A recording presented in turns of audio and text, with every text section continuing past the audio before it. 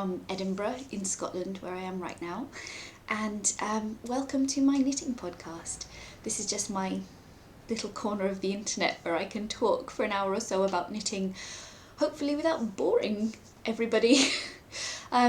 My family tend to not want to sit and listen to me talk for an hour about knitting. Not that it stops me, but I thought it might be nice to record some of my ramblings and thoughts, and then people can find it who also like to look at knitting and think about knitting and talk about it. I know that I absolutely love watching knitting podcasts, especially when I'm knitting myself. So if you are a knitter or a crocheter or a sewer or any other kind of crafter, I hope that you've got your crafting with you in your lap, maybe a nice cup of tea, or it's the right time of year for a mulled cider, isn't it, or a mulled wine, or something lovely. I hope you have that with you. And if you're not a knitter or a crafter, but you just find it quite relaxing to look at knitting podcasts, then I can really understand that too, and I hope that you enjoy it and find it peaceful and soothing. I think at the moment there's a real need for very calm and soothing content. A lot of the news and the current events are very overwhelming, so let's just make this a very calm place to be. You can find me on Ravelry as Smachel, that's Smaychel. My name's Rachel, and when I was little my sister used to call me Rachel Smachel. So that name kind of stuck, and I go by Smachel in most places. You can find me on Twitter as Smachel as well. On Instagram I'm sugarplumrobin, just like on here.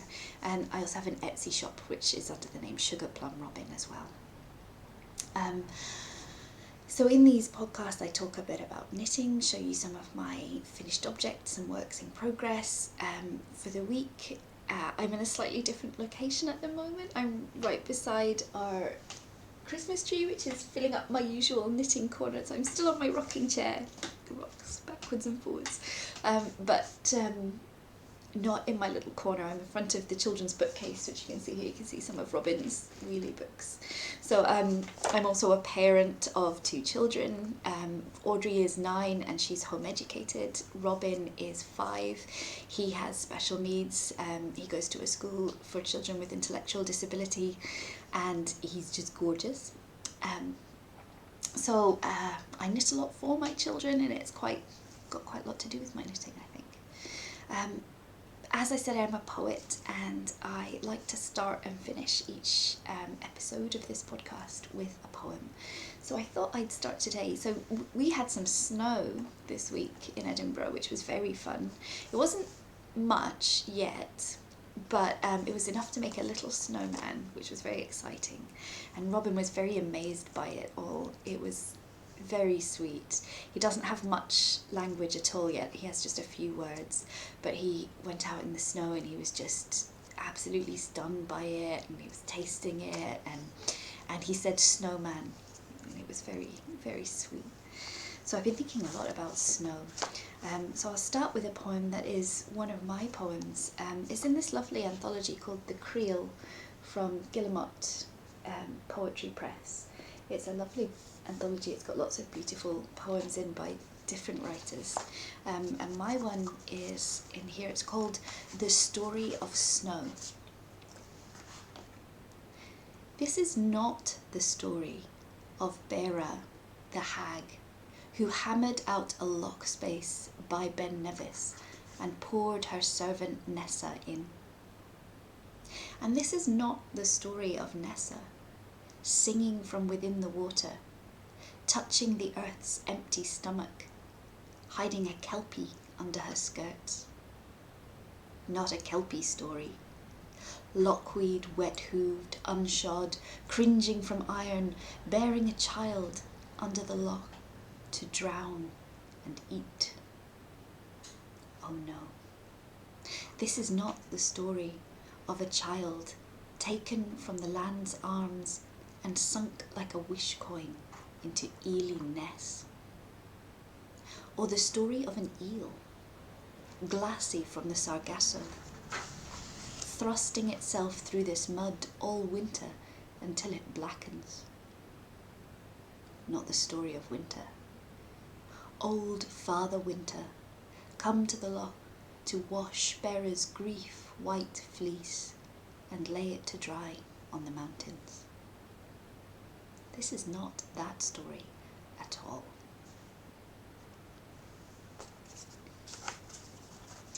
That's my little winter poem that I thought I would share. I really love Scottish folklore, so there's a lot of Scottish folklore often in my poems. If you want to read a bit more about it, I have a book called Wayne, which is a book of LGBT reimaginings of Scottish folklore, and it has a little glossary in the back with a brief explanation of each of the stories. It's beautifully illustrated by Helena Boppert, and I'll put a link in the description if you want to find it. So hello to all my new viewers and old viewers, hello subscribers, likers, commenters, silent watchers, everybody, welcome. I'm really pleased to have you here.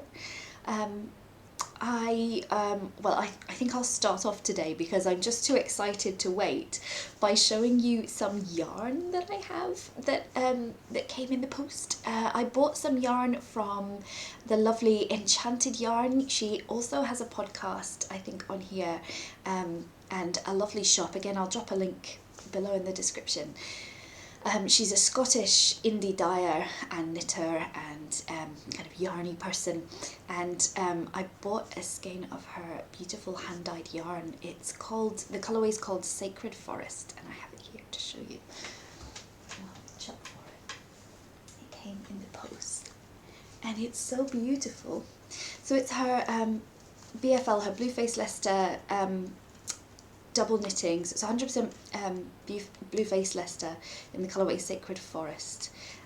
Here it is. I'll show you the beautiful colours. Hope they'll come through. So it's these gorgeous kind of earthy tones. It's very, I love an earth toned project, and it is just beautiful. And look, she put on it this lovely Progress Keeper, which is a witch's hat, which is so perfect. I love it very much. I've just been keeping it nearby and kind of petting it lovingly over the last few days. It's 225 metres, and I'm not sure what I want to make with it yet. I just saw it and loved it. And so if you have any suggestions of something that you can make with a single skein, I've been thinking either I can make one project, like a smaller project out of it, like a hat or mittens or a cowl, I'm not sure, maybe even like a shawlette. Or I was thinking maybe I could use it as like a section in something bigger, like a sweater or a cardigan that calls for just like a pop of something special in certain areas. I know there's a few that do that, like maybe on the yoke or at some point maybe at the bottom of the body. I'm not sure. So if you have any great suggestions or ideas, please let me know in the comments. I would really love your advice on it. I love it. Definitely go check out her website. I'm not sponsored or anything for this, I just really love it. Very happy to support Scottish craftspeople whenever I can. Put that back up there. I just have all my yarn in baskets around the house because I don't want to put it away where I can't see it. But I do store most of my yarn in actually in glass jars, and maybe I'll bring some and show you sometime. A few years ago, maybe 6 or 7 years ago, we had a problem with moths. God forbid, moths. It was before we moved house, but it is quite common in Edinburgh, unfortunately, to have moths in the houses. Panicked and lost actually a couple of knitted garments. It wasn't really so much in my stash, it was in my wardrobe. So we kind of got rid of them all, and then I was quite paranoid and wanted to protect the yarn. So we went to IKEA and we got those, giant storage jars. They've got like those seals at the top, so they're quite airtight. I think they're meant for like food, for storing like your dried pasta or something, but they're quite huge. And I put my yarn in in these giant glass jars with the like clip-on lids, and a little bit of like the scented paper that moths apparently don't like the smell of. I put a little sort of segment of that in each one, and it's worked really well actually for us. And well, I mean, I've not had any other problems with moths from it. So I can recommend it, and it looks really beautiful. I have like a set of shelves in my craft room, in another room, and all the glass jars are kind of set on the shelves, and they're all full of these beautiful yarns, and I put them all in by colours, and it's very nice. It makes me very happy to go and look at them.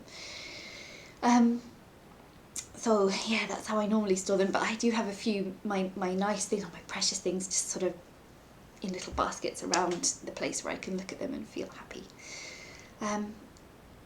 So yeah, the Sacred Forest yarn was lovely because I spent a lot of time in the forest, in the woods, knitting and being with my kids. One of the reasons why I home educate is so that we can spend a lot of time outdoors. And even at this time of year when it's very dark and very cold in Scotland, we do spend a lot of time out in the woods, and we make a fire, and we cook over the fire. We cook soup, or sometimes bread over the fire, and cocoa, and it keeps us warm. And the kids run around, so they're warm just from running around and playing. And I have some footage actually of one of our trips out to the woods this week. We met up with some home ed family friends, all social distanced and outside and all safe and following the rules. But I have some footage of my knitting in the woods, so I'm going to try and put that in at the end of this video. I find it actually, it was quite relaxing and soothing to look back on. So I hope you find it a bit relaxing too, but you can always skip it if you don't fancy watching that. Yeah, I really like how when I come home, all my knits always smell of the fire smoke, which is such a lovely, distinctive smell. And every time I get it out, it smells like the woods and the fire. It's really lovely. So this week, I don't think I have any really significant finished projects, finished objects to show you. I've finished a few more hats and mittens and things, but you've basically seen them all in previous ones, and it's just more iterations of exactly the same thing. I find this is the time of year in Advent where there's just so much to do, and I find myself a bit nostalgic for when I was young and had more free time at this time of year, mainly because I wasn't doing all of the work as a child. I think around Christmas, I learned to knit when I was 6. As I mentioned before, my nana, my auntie taught me, and I have really fond memories of Christmases at my nana's house in particular, and I would sit in her living room knitting by the fire. And I think I sometimes get a bit nostalgic for that time when I had a lot more time to sit peacefully during Advent, and I always try and organise it so that I have some time to be just gentle and sit and look at the tree and admire things, but somehow it always still catches up with me and there's more and more to do. So I'm feeling that a little bit this time, but I do have some works in progress that I've made some progress on, so I will maybe share some of those and talk to you about them. The first is the jumper that I'm making for my dad for Christmas. Geldhoppigen by Erica Guselius is the pattern. I hope I'm saying that right. He called me up and asked me to make him a jumper for Christmas quite last minute, like towards the end of November, which is quite pushing it for me. So it's an Aran weight jumper, and it's knitting up quite fast, and it's a lovely knit. It's a really nice pattern, and I've gone with the kind of the suggested colours in the pattern, which are a sort of darkish grey, red, a brickish red, and white. And I just think they're a lovely colour combination, and they look really nice. So I'll show you. I finished the body. The body is just plain grey. So it's just plain grey all the way up. So it's this this plain grey jumper part. It is in Drops Alaska. No, Drops Nepal. Drops Nepal, which is a blend of alpaca and wool. I really love it. I know some people find that alpaca is too heavy, but I knit with it a lot just because I love it. I love how soft it is and squishy. It smells lovely. So this is the body. It's knitted in a size, well, I started off in the size extra, extra large. And my dad, like me, is on the smaller side. And he he finds he has trouble with finding clothes that are wide enough but not too tall for him, because as you get into the men's extra large and extra extra large, everything gets longer and longer. So I'm specifically trying to make it a bit shorter for him, but also, like me, he's got quite narrow shoulders compared to the rest of him. So I'm going from the extra extra large down to the extra large, or maybe the large. I'm just going to see how it looks and think about how that's looking at the time. So I've reduced down to the large size to meet up with the extra large size, sorry, to meet up with the yoke, to meet up with the sleeves. And I've done a bit more progress on the sleeves.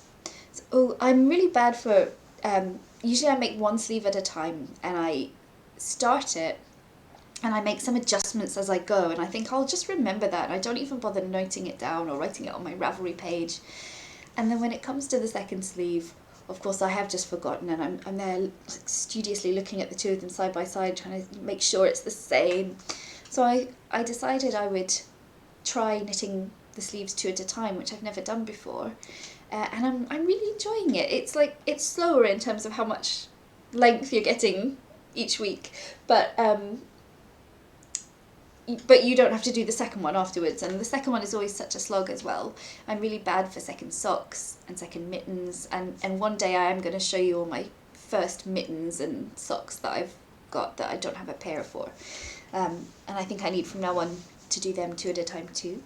But here we are so far with the sleeves, and oh gosh, I think they're just beautiful. I really love this pattern. Something about the bright red and white leading up to the grey is just gorgeous. I love it. It's making me very happy to knit on it. They're so cheerful. So they're the ends of the sleeves, and again I'm making these a size down, so I'm making these all the way through in just the extra large, and I'll go up to meet the yoke at the same time, because my dad's not got particularly wide arms. And one of the things I love about knitting is that you can tailor make things to really fit people. It's one of the joys of it, and you know that at the end you'll have something that's really going to be wearable and to make you feel good, which is not always the case with commercial clothes, especially if you've got a body that just doesn't fit the normal shape and size that the commercial kind of stuff seems to be made for, and it can make you just feel like you're really bizarre looking or really lumpy, and you're like, well, you know, why don't clothes fit me right? And it's just the case that they don't fit anyone quite right, I don't think, and you have to be quite lucky to have a body type that does really fit most commercial clothes. So so I've been making these. One problem that I've had with them is that, I think you'll be able to see it, you see how they're wider in the grey part from here. I knit a lot of colour work, and normally I don't go up a needle size for the colour work, because I've knit it so much that I feel like I have quite an even tension, and it normally it's just a similar tension. If I go down a needle size for the plain parts, it actually becomes too small. So I don't do that, but I think it's because of this new technique of knitting in the round, which I was a little bit of knitting both of them at once in the round, which I was sort of struggling with a bit at first and found a bit awkward. Maybe it's something to do with that, but it really has changed the gauge quite a lot. But it's also had some increases here at the same time. I'm slightly concerned that it will be too much of an increase there and a bit too balloony. But I'm hoping that with a good blocking it will come out. I debated within myself as to whether to rip it back, but I just think at this point we're getting too near to Christmas and I'm exhausted, honestly, and the thought of ripping them out just made me cry. I face it.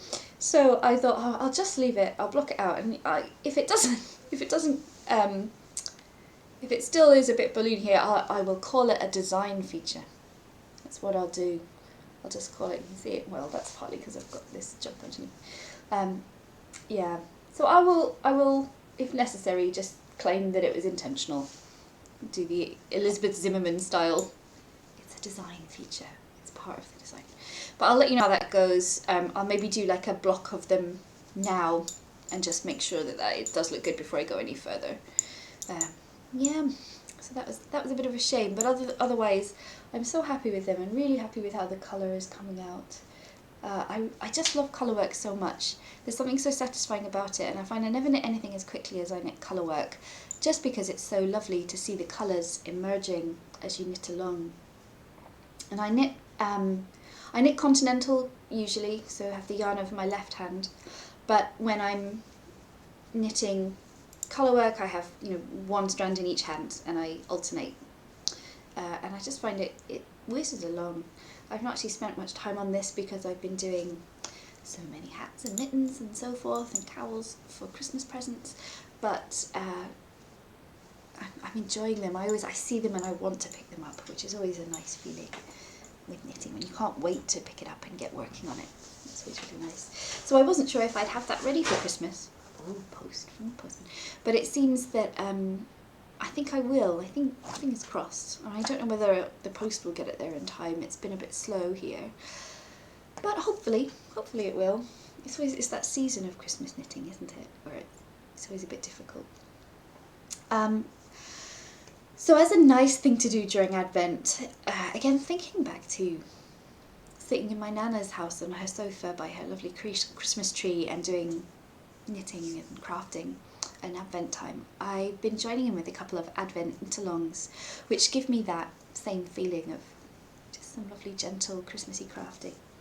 And so the first one, I've done the next clue in the Sophia Camerborn's Camerbornia Mystery Knit-along 2020. There's a hashtag and I will put it on the screen and also in the description below. But it's a hat, it's a colourwork hat, three colours. I have my progress here. So if you don't want to see the clues for this, if you're knitting along and you haven't done the second clue yet, maybe now look away for a moment. So I'll show you what I've got so far. Here we go.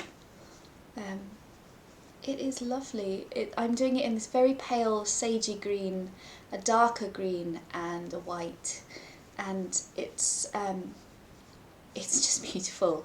I love it to pieces. Again, colour work, it's my thing. I really just love it. So here we have the Christmas trees, and then this darker pattern up at the top, this lovely corrugated ribbing at the bottom.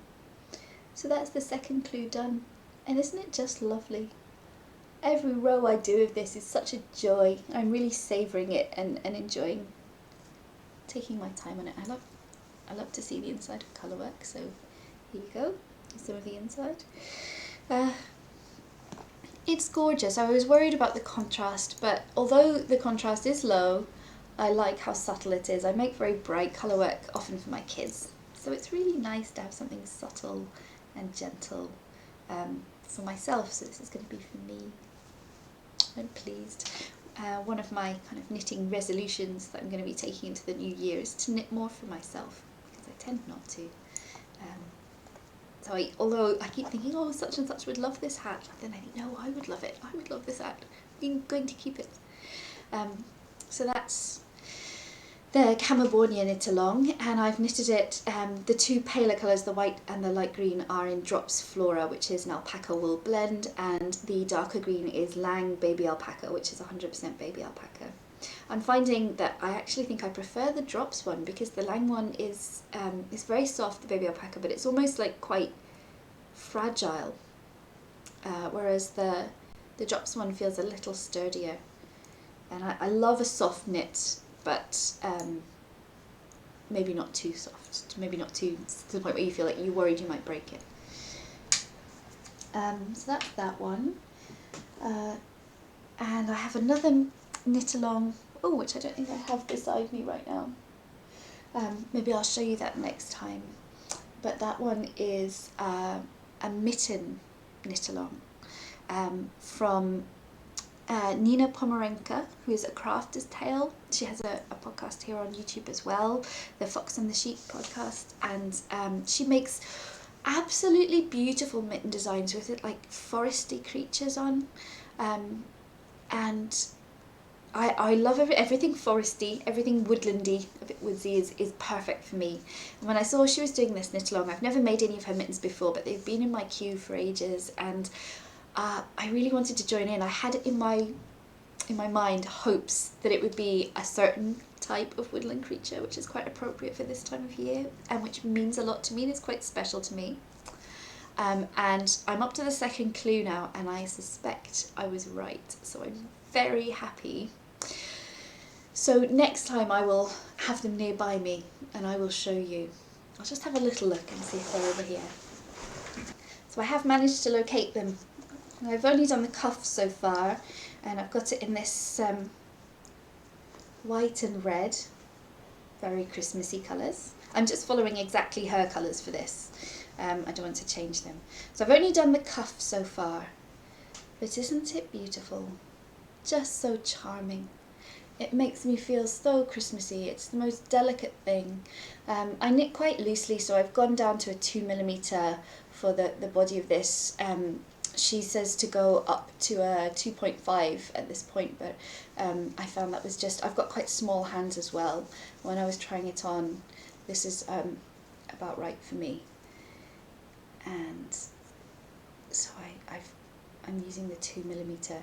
And when it says to go up to, I think, is it 2.75? Then I might go up to a 2.5 instead, just to be sure that it doesn't get too big. I find a lot of mittens are a bit big for my hands. And there we go. And especially, like I said, I'm quite a loose knitter. So these are just beautiful, and yeah, so those are her Yule Mystery. I think it's Yule Mystery Knit Along 2020. But again, I'll put the hashtag on, and I think it's not too late for either of these to jump in. So the Mystery Knit Along, for those who don't know, you get a clue released once a week, roughly. So on Sundays, I think it's the mittens one is released each Sunday during Advent. You get a new clue, and then you knit the next bit, and you don't know what the finished thing is going to look like until the end, when you finish the last clue. And it's very satisfying, and it makes me feel really warm to be part of this group of knitters all around the world who are knitting the same thing together and posting online and sharing pictures and encouraging each other. It's just such a nice thing to do at this time when we're so physically distanced from everybody. I think it can be quite a lonely time, and Christmas can be lonely anyway, especially if you find it hard to travel. My son Robin is beautiful and lovely, but he struggles a lot with travelling, and so it just has made it impossible for us to be with family at Christmas for the last few years. And that's fine. We stay at home and we have a really lovely quiet family time, which suits him, because he finds Christmas quite stressful with all the change going on around him, and he doesn't fully understand it really. And so it's just important for us to keep everything low-key for him. But I think it's nice to join in with as many things as possible and still stay connected. I think it's really especially important for parents of young children or carers in general to make sure that we maintain contact with other people. It can be a really hard time. So I will talk now a little bit about how at this time of year my Etsy shop, which I run with another lovely knitter called Sarah, and our Etsy shop goes a bit intense, and we get a lot of orders. We mostly knit Christmas stockings, actually, and we knit them kind of bespoke to order, so people can say, let us know like exactly what colours they want and what designs. And mostly what I like to do is when we design something for someone and we get a message saying, this is for my son, and he really likes trains and his favourite colours are red and purple, and so we can design something that really suits that particular person. And I'm going to try and put on screen now a few examples of some of my favourites of some of the Christmas stockings we've made. Especially I really love ones that are a little bit out there, just a little bit strange. We knit a great one with a giant squid on it. We've knit some with sharks. We knit a Batman one that was like all black, and an all black Christmas stocking is pretty iconic. So we've had some really good fun with it over the years, but it does get really busy. And we stopped taking orders for this year. Already we've stopped, and so it's been a while. But I can show you Audrey's Christmas stocking, which she wanted a yellow one with just lots of stars and snowflakes. It's a bit old now and very well used. It's been years and years since she was, I think, 1 or 2 when I first made this. So this is hers, and you can see that they're quite giant and they're personalised. We knit the names on for people. They are huge, huge, huge things. So this is hers. Maybe I'll show you Robin's next time, and then you can see the 2 different comparison ones. I knit this ages ago, many years ago, and she loves it, and she loves it when it's time to get it out. She loves red and yellow, they're her favourite colours, but I think she chose yellow because she feels it's underused at Christmas time, that red gets too much of the spotlight. So we get quite overwhelmed with orders for that, and the other day we had a really bizarre message come through with somebody wanting to order 200 sweaters or sweater vests, and we thought it must be a mistake because, I mean, we had knitters, it's just us, we just knit things ourselves, and obviously they're quite expensive compared to what you'd buy in a shop because we make it ourselves and it takes a long time to knit things. So we messaged back saying, is it a mistake? But apparently no, it's not, and it's somebody who, let's say, could definitely buy that. So I don't think we actually are able to knit 200 sweater vests. They don't want it by Christmas, thankfully. But yeah, so I don't know if anything's actually going to happen with it because we definitely couldn't make that many things. But it was a bit of excitement to liven up the week to get this unbelievably huge order inquiry. But it made me think that at this time of year, one of the things, if you're out and about, you will never see me without, is my favourite hat, which was made for me by Sarah, who is the other knitter at Sugar Plum Robin. And so I thought I'll show you the hat that Sarah made for me. I've had it for a couple of years now, and I wear it just literally all the time because I love it. I love the colour brown and any kind of earthy and kind of natural colours, and this is the perfect thing. And so yeah, here it is. It's a beret, and isn't that stunning? Look at this beautiful, beautiful work.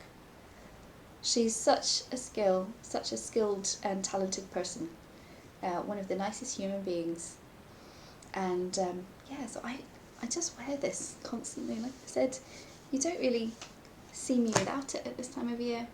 It keeps my head warm. And I wear it everywhere. It's been with me into the woods, by the fires, up the hills. It's climbed up trees with me. I've popped it on my kids when they've forgotten their hats and feeling their heads getting cold. It's been on my head as I've walked Robin into school in the mornings. I get lots of comments on it, and lots of people asking me if I've knitted it, and I have to grudgingly say, no, my friend knitted it. But how lucky to have such a talented friend. So yeah, I couldn't resist showing you that. It's my constant companion in the cold time of year.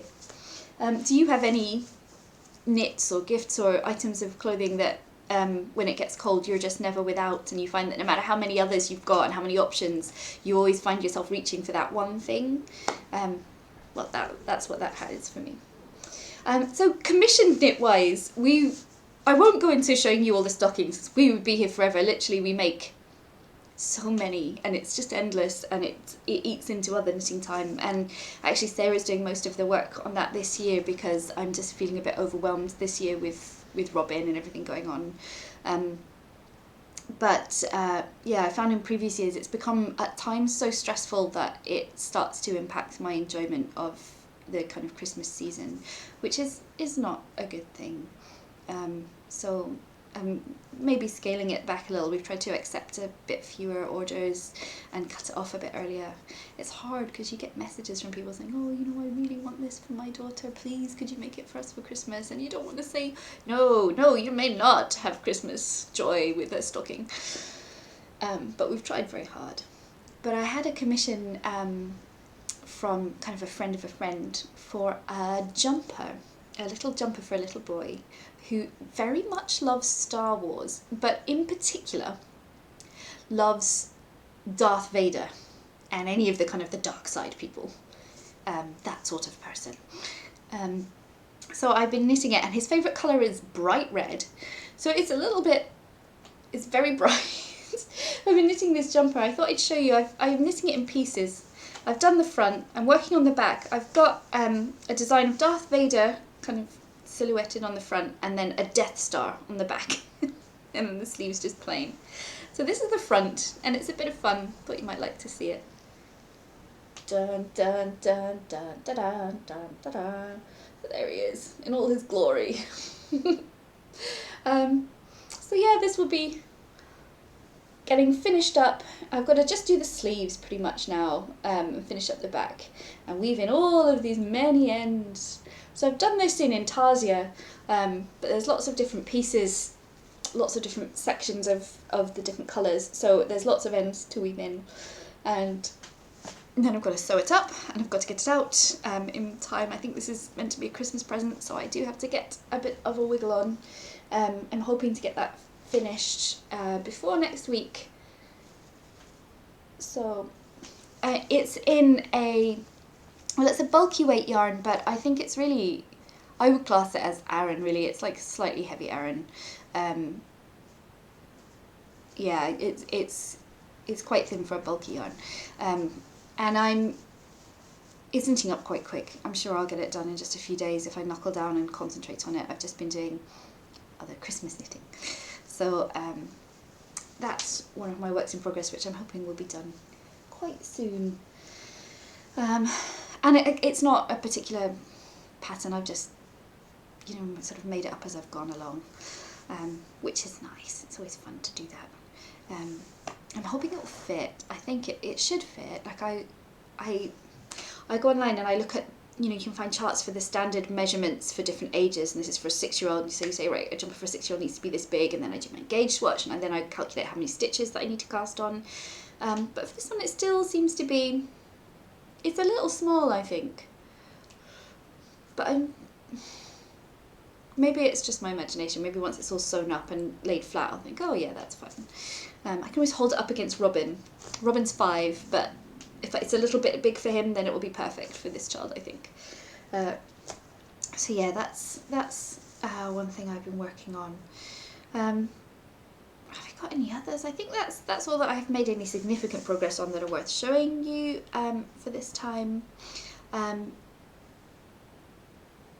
Yeah, it's slow going because I'm working on so many small things. So each thing only has a little bit of progress each week.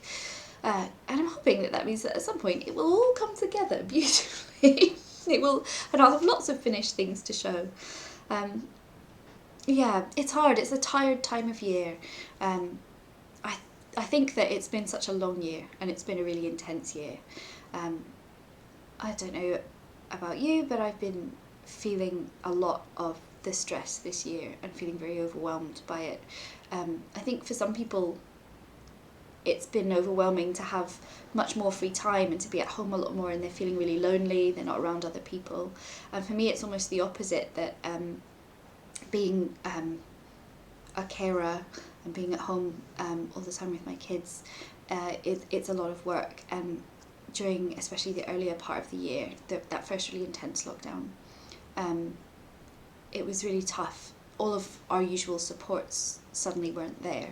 So like we'd have a carer come in once a week to help out with Robin and stuff to do with that, and all of a sudden we didn't have that anymore. And then even these little moments of respite where I would go out in the evening to a friend's house and watch a movie or something, and just have like an hour or two where I'm not constantly on, if that makes sense. It made a big difference. And then not having that was a lot of work, not even being able to go out to any of the usual places with the kids and let them kind of run around and have their fun. And Robin was literally climbing the walls. He escaped twice into people's gardens. He just found it really hilarious fun to climb over the fence or climb over the wall. We've got quite high walls and fences. But yeah, he just found that fun. At one time he was on the roof of our studio in the garden, and we had to help him down with a ladder. And he'd climbed up onto the bins, and then from the bins onto our really high wall, and then he'd walked along the wall and then climbed up. We've got like ivy growing up the side, and he climbed up that onto the roof. So then we got him down from there. And one day we were all in the house and the front doorbell rang, and we thought it was a delivery, but when we opened the door, it was Robin, out the front on the street, completely naked. And he'd rung the bell, and bear in mind, he doesn't really speak at all usually, and when we opened the door he said, "Hello, it's Robin." So that was Robin out, and he'd managed to get out onto the street completely naked. So that was fun. So all of that, like, I felt like, even before this year started, I felt like I was quite burnt out. I had too much on, and I was trying to scale back and get some help and support in place. Then the year happened, and it was really tough, and I found I was knitting a lot more, and not because I had more free time, but because I just needed it for my brain, because knitting is always the thing that I do when I'm stressed and overwhelmed or tired, and I just pick up the needles, I start knitting, and it's like there's something about it, it's so meditative almost, that repetitive motion, and after a while my brain just goes quiet again. And I feel like, I can cope. And so I found I've just been knitting more than ever this year. It's been really, a good year for knitting, a bad year for my brain. And it all got to be quite a lot. And I think that they reached a point where things did get really, really overwhelming for me, and a bit of a crisis point. And I try to be really open about mental health things. My mental health has generally been, it's quite good, but the circumstances were just such that I was too overwhelmed. I had so much to do, and any parent or carer of a significantly disabled person will probably understand how much work it is, when you're looking after somebody who doesn't understand about danger, someone who can't feed or dress themselves, someone who is doubly incontinent, who needs like 100% supervision 24/7, like even in the night he wakes up, he needs help. We have monitors for him because he can't, be left alone at any point, and he can't even like walk a significant distance. So it's such a lot of work. I don't think I ever understood before being in this position quite how exhausting mentally and physically it would be.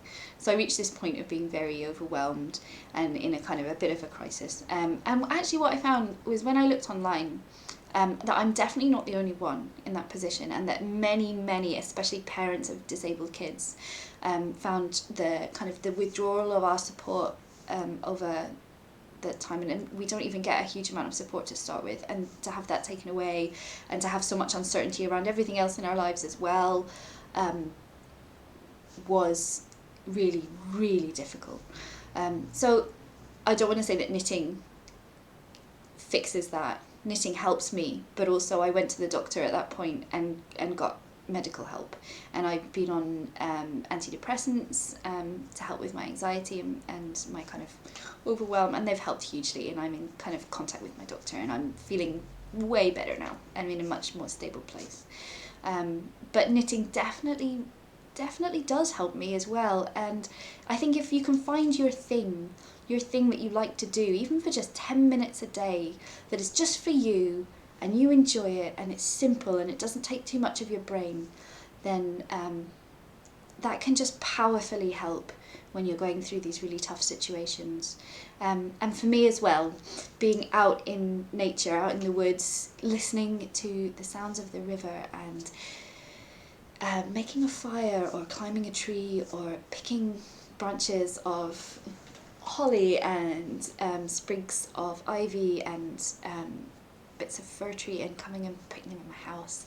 Things like that make a big difference to my brain. It's all those little things that add up, and I suppose that's all we can do at the moment, is all these little things. But that was a really long-winded way of saying that if you're struggling at the moment, and you're finding this year just so much, and feeling quite burnt out, I'm with you, and I hope that you can find those little moments in your day. And don't feel guilty if you've got laundry to fold or you've got dishes piling up, but you're feeling overwhelmed and you're having a bad day. No one's coming round at the moment because we're all locked down, so just let it be until tomorrow and sit down with your knitting and be good to yourself, be kind to yourself, and survive through it. And hopefully by this time next year things will be a little bit more stable and level and we'll be knitting just for fun and not just kind of maintain our mental health and well-being. I think I'll finish by showing you a little glimpse. One of the things that's been good about doing so much knitting this year is that I've been doing a bit more designing, and I've always made up a lot of my own patterns anyway, and I do a lot of commissioned stuff where I design things for people. But I've been making them with a view to, I've been writing all my notes with a view to publishing the patterns. So that's another one of my little resolutions for 2021, is to publish some of my patterns. So I thought I'd show you just a sample as a sneak peek, my little swatch for my Faraway Tree project. The Faraway Tree is a series of books by Enid Blyton, of children's books about these magical woods. It's called the Enchanted Wood, and in it there's this giant tree called the Faraway Tree, which stretches up to the clouds. It's so tall and it's so big and wide and tall that people live in it. All these magical folk like Silky the Fairy and Old Moonface and the Saucepan Man, who's covered in saucepans. And at the top there's a ladder that leads up through the clouds, and on top of the clouds there's a magical land, and it changes every few days which magical land is at the top. So sometime it might be the land of birthdays or the land of take what you want, but sometimes it's a scary land, and you have to be careful because when the roundabout music plays, that means the land's about to change and you've got to get back down the hole before you're stuck up there. And they're very lovely and charming and easy stories, and I read them with my kids at bedtimes, and I love them. I remember reading them when I was a kid, so it's lovely to share it with them. So this is a Faraway Tree inspired pattern, but really it's just sort of woodlandy. But the thing about the Faraway Tree is it has different kinds of leaves and different fruits and nuts and berries growing at different stages of it. So on one day you might find cherries growing, on another day you might find apples, and on another day you might find hazelnuts, and another day you might find acorns. So it's a magical tree, and so I've tried to incorporate that in my design. So this isn't the finished one, this is just some of my me trying out some of the designs for it and the colours. It gives you an idea of what the finished thing is going to be like. It's going to have bands of colour at the bottom. It's a children's jumper, a children's sweater, and then at the top there's going to be a bigger motif. But this gives you an idea of some of the designs I was trying out for the main body. So we've got apples here at the top, acorns here, and then cherries growing there. Here we've got some little gnomes, some little pixies. The Enchanted Wood is full of magical folk, and the way that the children in the book first find the Faraway Tree is with the help of some little magic gnomes who live under toadstools. Then we have the squirrels. So the squirrel who lives in the tree befriends the children, and there's a big slide that runs down the middle of the tree called the Slippery Slip, which is how you get down from the top. And you sit on a cushion, and then the squirrel collects up the cushions at the bottom and takes them back up. Okay, here we've just got some leaves. I thought these looked a bit ferny, very nice, and some magic toadstools at the bottom. Little fly agaric. And I've done the edging in moss stitch. You can see I used a much smaller needle and fewer stitches, but it still stretches out so much at the bottom, so I'll be decreasing it even further to give a nice even edge at the bottom. That's a lovely moss stitch. So yeah, just a little foresty jumper. This is just my little swatch that I thought I'd share with you, and I'll show you more of the finished design. Maybe in the new year I'll show you a bit more of it, and I can look for some test knitters, because it's worked up into a really beautiful jumper actually. It's so cute. I love it very much. So yeah, that's I think where I'll finish. I'm going to finish with another poem, do love poems, but I won't feel bad if you skip it. Don't worry, I won't even know. I have this lovely book called A Book of Luminous Things, which is a book of poetry in translation. And it's just lovely. I love it a lot. And I thought I would share a poem that's lovely for this time of year when everything's frozen and frosty, or it is here. I hope that if you are a place which gets snow at this time of year, that you get some soon, because it's very magical. This is by French poet Jean Follin. It's called The Music of Spheres. He was walking a frozen road.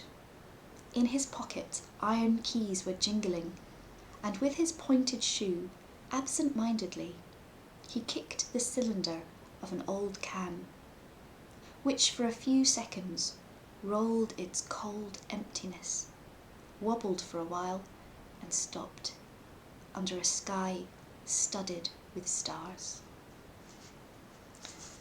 So have a lovely week, and look me up on Instagram and Ravelry if you'd like to, and I will see you next time.